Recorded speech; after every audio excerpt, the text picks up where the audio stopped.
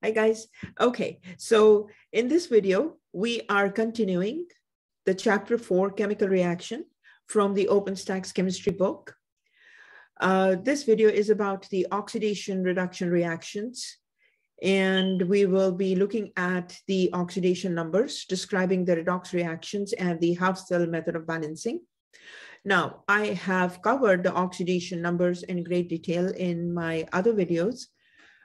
And also the half cell method of balancing in the acidic and the basic medium has also been covered in other videos. So please look at them for specific details. In this video, we are looking at the learning check problems that relate to 4.5, 4.6, and 4.7. And I am just going to do a brief overview, like a review of the redox reactions. Then we are going to look at the rules that relate to the oxidation reductions and the counting the oxidation numbers. And then the steps that you take in balancing the half cell method in the acidic and the basic medium. Okay, so this is quite a lot still. So let's first of all do a review on the redox reactions. So what is redox? Redox is basically made up of two terms. Redox is reduction and oxidation. So we see redox reactions occurring in the, the photosynthesis is a redox reaction. And a lot of single displacement reactions are also redox reactions.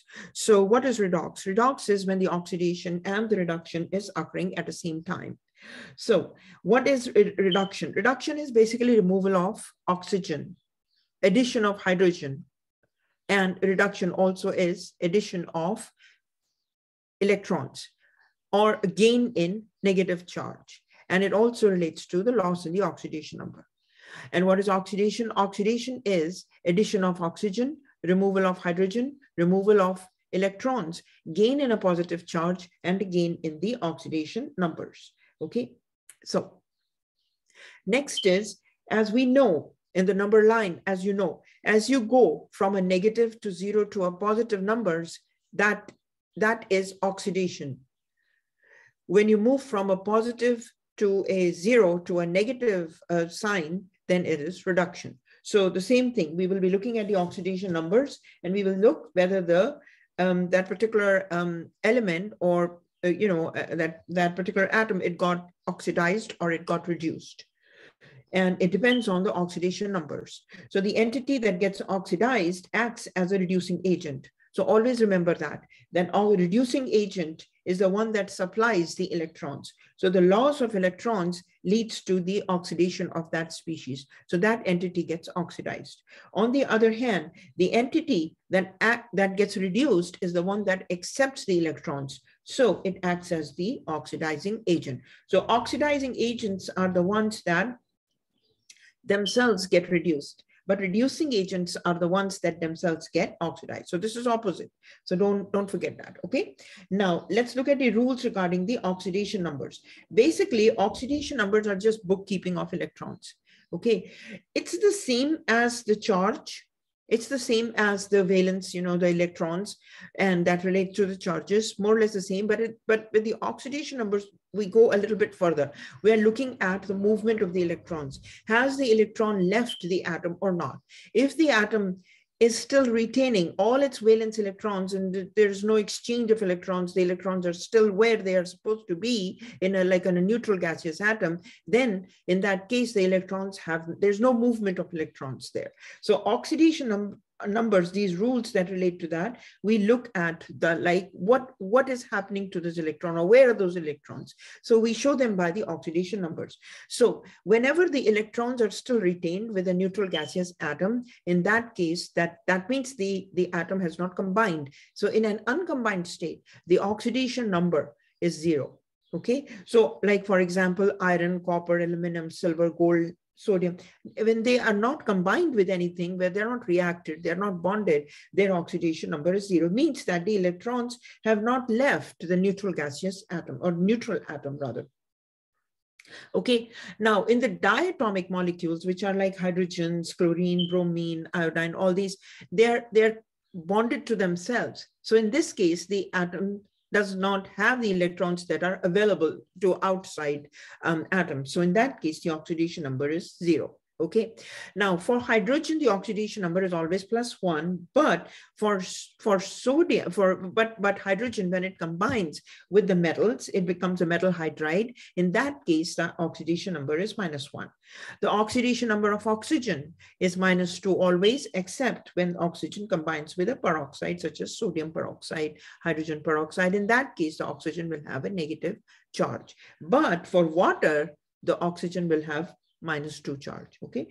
Next is the oxidation number generally is related to the charge present on the atoms in the bonded state. For example, all the atoms that are in group 1A will have +1 charge. So the oxidation number is +1.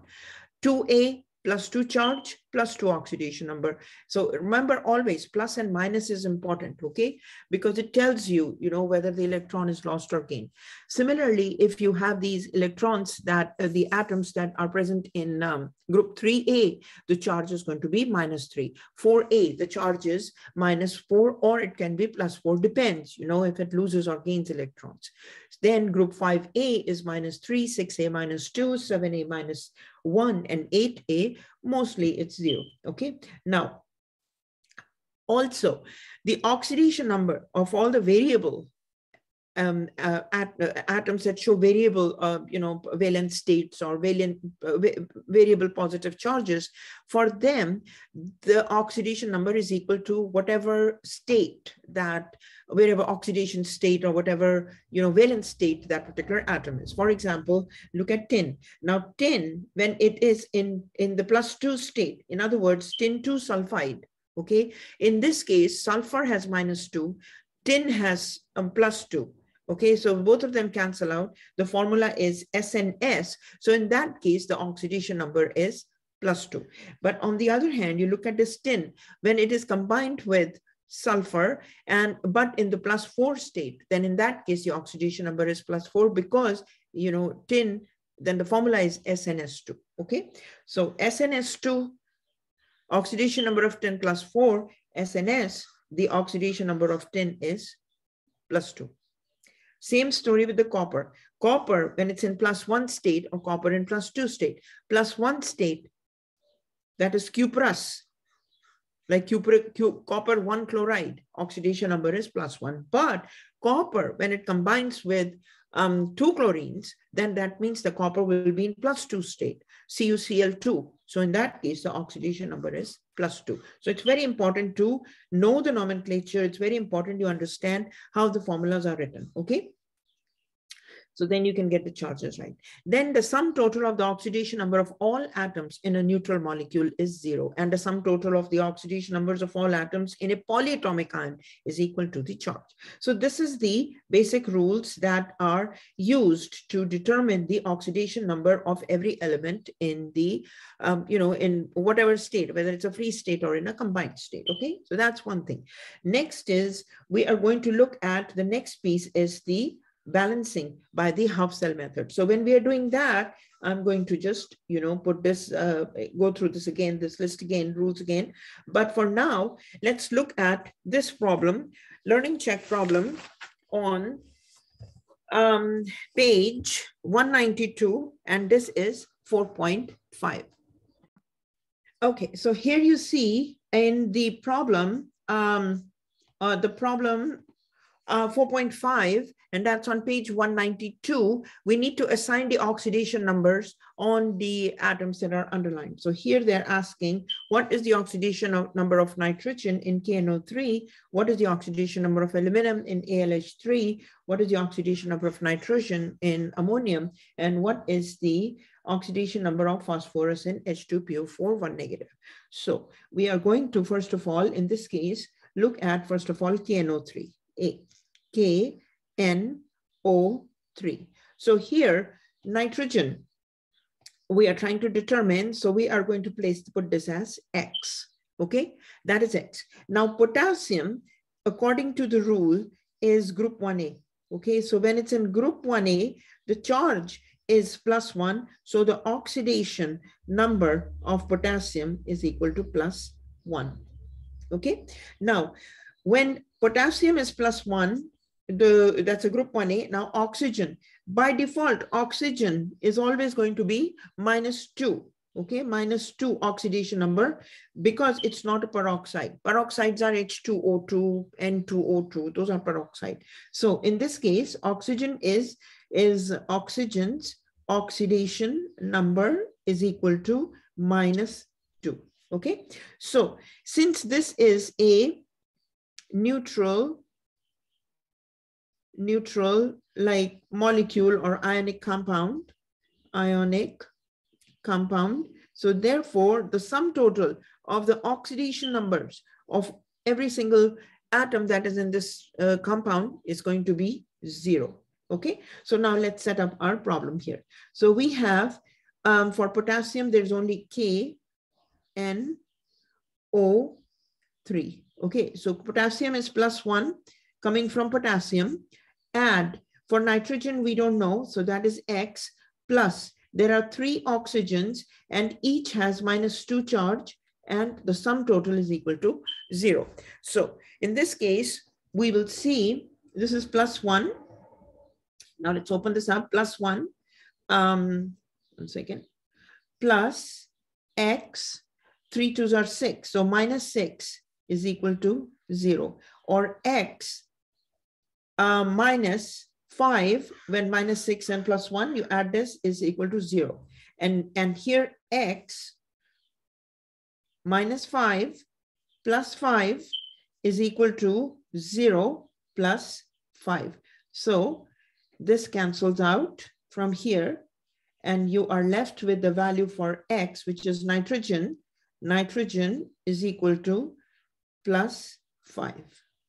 Okay, so that's the oxidation number of nitrogen in KNO3. Okay, so that's what it means. Okay, next is, let's look at B, which is for AlH3. Now aluminum and H3. So according to the rules, here you have aluminum is in group 3A, right? So group 3A. Therefore, the oxidation number of aluminum is +3. Okay. Now, this is a metal hydride, in which the hydrogen is attached to a metal. When hydrogen bonded to or attaches to a metal, so that is called a metal hydride. So by this time, you should be able to recognize the metals from the non-metals. So aluminum is a metal, okay? So here the metal hydride. So in this case, this is going to hydrogen's oxidation number for hydrogen is -1, okay? So we see, and then moreover, this is neutral. So, you know, in general, you can see that you can also do it this way, X for aluminum. Let's do this here. Aluminum plus 3 hydrogens, and this overall, this whole thing becomes, so 1 for the aluminum and 3 for hydrogens, all of it is 0. Here you have 1 for X plus 3 times -1 is equal to 0, or X minus 3 is equal to 0, and X is equal to, when you've solved this, X is equal to +3. Okay, so aluminum's oxidation number is, aluminum oxidation number is equal to +3. Okay, and that relates to the charge also. Okay, so we've found that also by the mathematical, ways. Okay, next is nitrogen in NH4 plus 1 charge. Okay, so here, how would you do this? So same thing. Here we are finding for the nitrogen. Now nitrogen, let's make it X, because this is what we need to find. Now hydrogen is a non-metal. Hydrogen is attached to this. So in this case, hydrogens, the oxidation number of hydrogen is equal to +1. Okay, and since this is a polyatomic ion, Therefore, the sum total of the oxidation numbers of every single atom is equal to +1. Okay, so now let's do this. Here, X plus 4, that's X is for nitrogen, and then this is for hydrogens. There are 4 hydrogens, and each hydrogen is +1 charge. This whole thing is equal to +1. Okay, that's the total charge. Okay, total. So X plus 4 is equal to +1. X, and when you solve this, X is equal to +1 minus 4. Okay, X is equal to -3. Okay, so I just didn't do that step here in between. +4 minus 4 is equal to +1 minus 4. So in other words, you can get rid of 4 like this. So this is how you get. Okay, so X, so that means the oxidation number of nitrogen in NH4 plus 1 is equal to -3. All right. Now let's look at the next one, which is the CD, which is for H2PO4 minus 1. Okay, so here we are trying to find for phosphorus. Now these are all non-metals. So hydrogens, the oxidation number for hydrogen is +1. Okay, oxygens, the oxidation number is -2, and this is the sum total of the so this is a polyatomic ion. So the sum total of oxidation number is the sum total of the oxidation number of every single atom in this polyatomic ion is -1. And for the phosphorus, we will just put as X. Okay, so let's set up the problem here. So back again, hydrogen, phosphorus, oxygen, and then the sum total. So hydrogen is, there are 2 hydrogens, 2 multiplied by +1 from hydrogen, plus X for phosphorus, plus 4 times -2 is equal to -1. Okay, so 2 plus X, 4 2s are 8, minus 8 is equal to -1. X, 8 minus 2 is 6, so -6 is equal to -1. Okay, and X minus 6 plus 6 is equal to -1 plus 6. So X is equal to, so here you cancel out 6 and 6. So you are left with X is equal to +6 minus 1 is +5. So the oxidation number of phosphorus in H2PO4 minus 1 is equal to, or phosphorus is equal to +5. So it's very important, very important. Let me write this down somewhere here.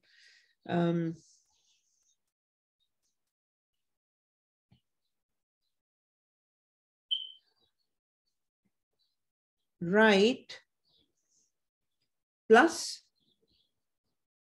and or minus, whatever this, for the oxidation numbers, write the oxidation number in plus or minus, whatever comes out. Okay, so this is the most important thing. Otherwise, this doesn't make sense. Remember that these signs, they tell you whether the electron has left the species or whether the species has gained the electrons. Okay, so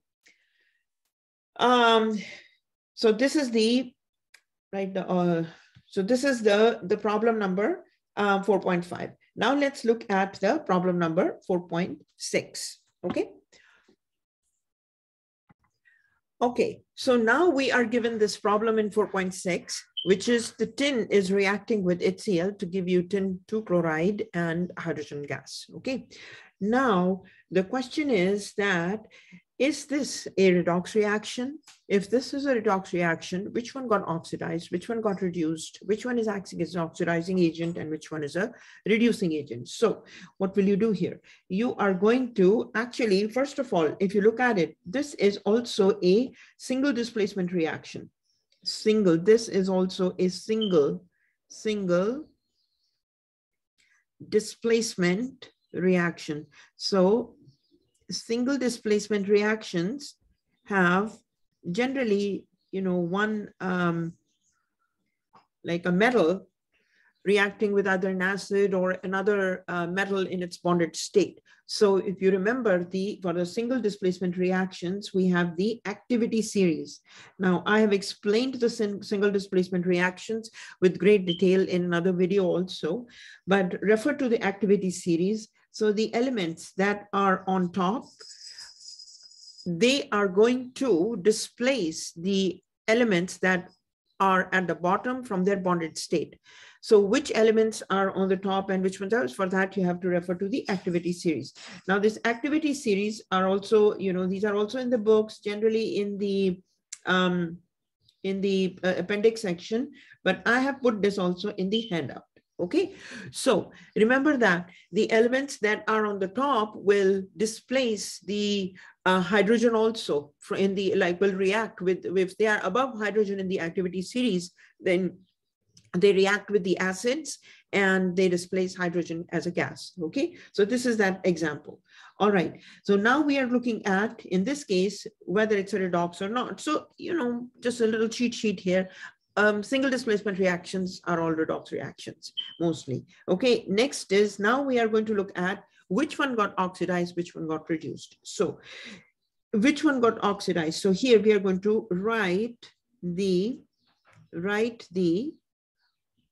oxidation numbers of each atom, or, species here. As we can see there, so species also. Okay, so here we have tin. Tin is in its free state. It is not combined with anything. So the oxidation number of tin in a free state is 0. Uncombined state is a 0. Okay, then comes the HCl. In HCl, hydrogen has a charge of +1, right? Chlorine has a charge of -1. Combined state. Okay, then we have tin 2-chloride, SnCl2. In SnCl2, this is, sorry, I should put this here. HCl. In HCl, hydrogen is +1 and chlorine is -1. In SnCl2, here tin is +2 state and chlorines is -1 state. And fine, there are 2 chlorine ions, but chloride ions, so that's what you have. Okay, then comes the hydrogen as a gas, H2 as a gas, and that is 0. So we can now put these oxidation numbers here. Tin is 0, hydrogen is 0, hydrogen here is +1, here it's -1, tin is +2, and chlorine is -2. Okay, so write these on top. Generally, this is the way we do it. So write oxidation numbers on top of each species. Okay, next is, once we do that, next is we are going to look at which one got oxidized. So look at the tin has gone from oxidation number of 0 to Sn +2. And chlorine is the same. Hydrogen has gone from +1 to 0. H2. And yeah, fine, there are 2 hydrogens, each having, so H2 is 0. Okay, so moving from 0 to +2 and moving from +1 to 0. Okay, so moving from +1, remember, this is back to the number line here. When you move from 0 to the plus side, that is oxidation. But when you come back from a plus side to a 0 or even to the negative side, that is reduction. Okay, so reduction. So we have here now, this is oxidation. This is oxidation.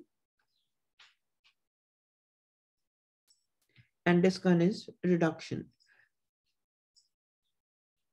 So tin got oxidized, but tin is acting as a reducing agent because it gave.